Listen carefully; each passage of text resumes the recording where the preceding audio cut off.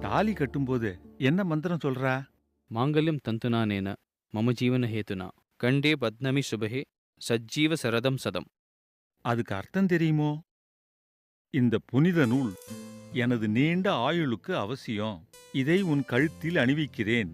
நற்குணங்களைப் பெற்ற ஸ்திரீயே, நீ சந்தோஷமாக 100 வருடங்கள் வாழ்வாயாகன்னு அர்த்தம்.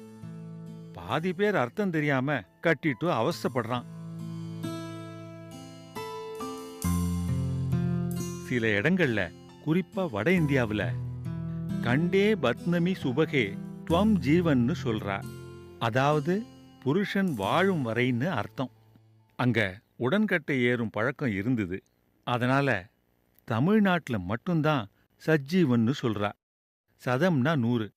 100 வருஷம் நாம் இருவரும் சந்தோஷமாக வாழ்வோம்னு அர்த்தம்.